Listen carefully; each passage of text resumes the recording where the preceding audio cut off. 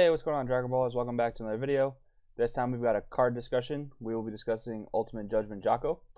So this is a set 1 card that has seen a lot of play during certain kind of like aggro formats. Like it saw some play, especially during set 2 when like Vegeta decks were really strong. So you play it in like your Soul Striker deck and you try and stave off some aggro with it. And it's kind of starting to see a little bit of a resurgence come set 4 format. A lot of people are testing their set 4 decks, and this card is seeing a little bit of play.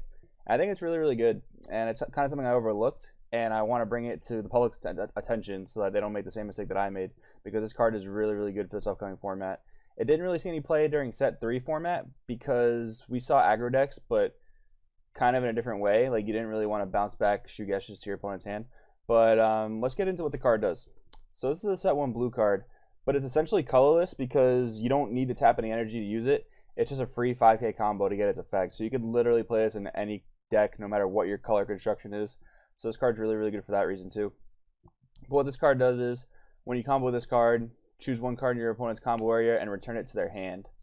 So what this does is, any combo you bounce back, they lose that combo power on their attack.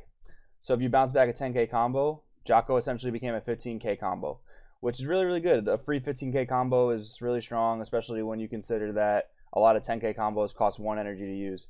So Jaco, for that reason, is really strong. It's really good at helping you defend off aggressive attacks, especially when someone's trying to shotgun you for game.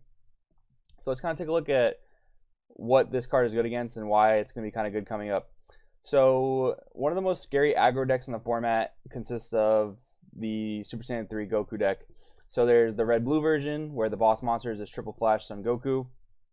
There's also a blue-yellow version that plays this Bardock, and the evolved Bardock, the ape that evolves over it when you combo with it. And you'll see that in other deck lists, like the Hurdigarn deck list or the Trunks deck list. But I would say SS3 is one of the more scary aggro decks this format. So what is Jaco good for? Back in the day, it used to be really good at bouncing back things like Further Instruction Champa. So what you would do against Vegeta and Mass Saiyan, and that'll probably still be relevant come set 4, because those decks are very strong come set 4.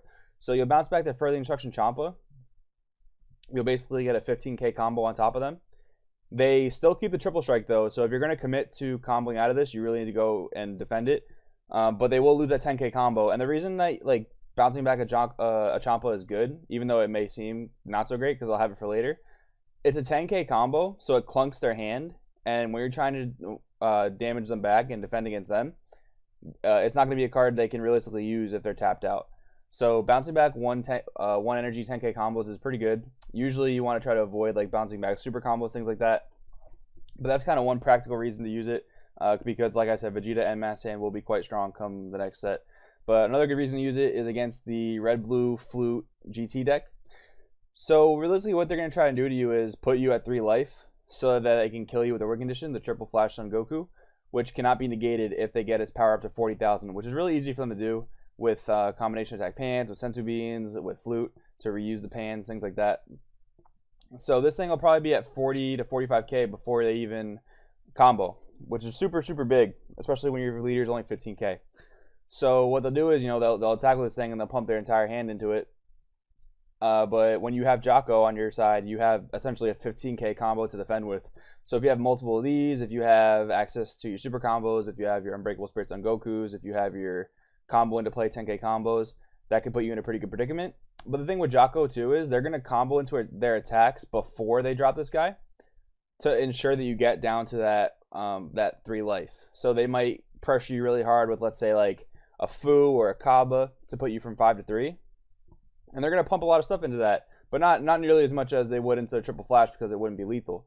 So let's say they pump their Kaba or their Fu up to 35 or 45. If you have access, like I said, to those super combos, to those free Hans, to your Unbreakable Spirits on Gokus, Jaco is going to help you defend that off immensely. Because if you can stay out of the 3 life range, you can stay out of lethal when you're playing against the GT SS3 deck. So Jaco is really, really good in that predicament. And then we have another usage for it against the blue-yellow decks that particularly want to abuse this Bardock and then combo this ape Bardock to go over that Bardock.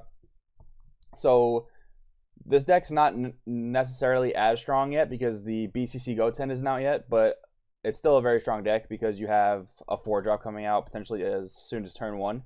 So what Jaco is really good at when they attack to put this Bardock on top of the 1-drop Bardock, you can Jaco back the 8 Bardock and then it won't evolve.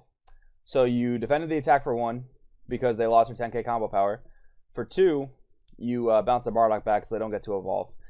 Let's say they don't want to attack with their 1-drop because then it'll be kind of helpless in rest mode and they don't have their Planet Vegeta in order to restand their Bardock, so they're not necessarily going to want to attack with that Bardock, let's say, which is a very, very feasible reason for them not to attack. And if they don't have any other attackers that turn, they're not going to be able to drop that Bardock, which is really good. And then on your next turn, hopefully you'll be able to destroy that 1-drop Bardock. So yeah, Jaco has a lot of good uses coming up in set 4, especially because aggro is going to be so strong this next format. Bouncing back their double strike Champas, bouncing back when they try to shotgun you, when they want to evolve over something via combo, or just when any kind of rogue strategy or something you're not expecting is just going to shotgun you. The really nice thing is that this card is essentially colorless because you can play it in any deck. No matter what your color combination is, when you combo this card, you will get its effects to bounce stuff back. The only thing is it could be a little dicey main decking it in non-blue decks because it won't be great charge when you do happen to draw like it early game or if you draw multiples. So I would say definitely consider Jaco in the sideboard for sure. I think he's a really good card coming up in set 4. So yeah, if you guys like this video, let me know. If you agree with me, let me know. If you disagree with me, let me know. Let me know what you guys think about this video.